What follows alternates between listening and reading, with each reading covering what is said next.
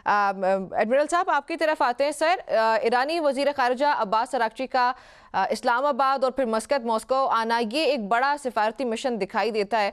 हम तो ये एक्सपेक्ट कर रहे थे कि शायद ये जो दौरा है ये सेकंड राउंड की तरफ बढ़ेगा, लेकिन सर अब ये सामने आई खबर कि ये तो बायलैटरल टॉक्स हैं और ये इस्लामाबाद के बाद शिफ्ट हो रही है मस्कत मॉस्को भी।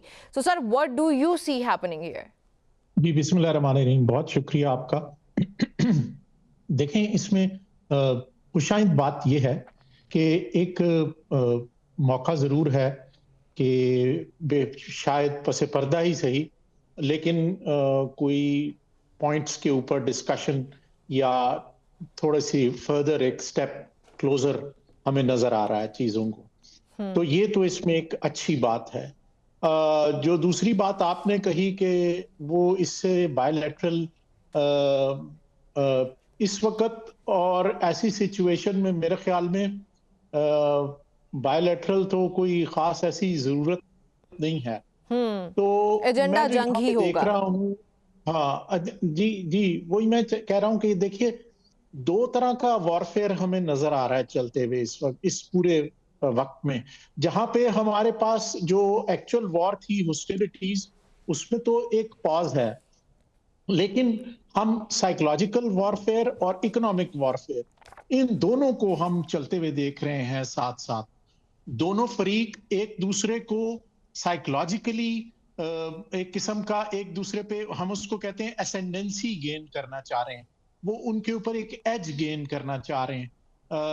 कुछ आपने काइनेटिक एक्शंस भी देखे हैं, जी हाँ। जैसे उन्होंने ईरानियन ऑयल टैंकर को टेक ओवर कर लिया। इसी तरह ईरान ने भी कुछ जहाजों को डैमेज भी किया और कुछ को अपनी तरफ भी फायर भी क्वारंटीन ओपन किया हुआ। है। जी, तो ये दोनों ना एक दूसरे के एक किस्म की विल को हिट कर रहे हैं। और दूसरी तरफ इकोनॉमिक उसका जो एंगल है वो आप सब देख ही रहे हैं कि जो एनर्जी क्राइसिस बढ़ता चला जा रहा है।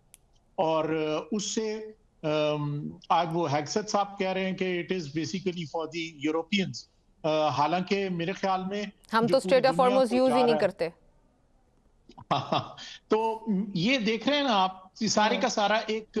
और फिर वो साथ साथ ये भी इन द सेम ब्रेथ कह रहे हैं कि ये बहुत अच्छी वो है इनके पास अपॉर्चुनिटी कि वो हमारे साथ डील कर लें। और यस। इनका अमन, ट्रम्प साहब ने भी कहा कि बहुत देर पा होगा। और ये तो मेरे ख्याल में दोनों तरफ से काफी हद तक कोशिशें की जा रही हैं। Iran is playing very sensible and they know it, they have the control over Hormuz.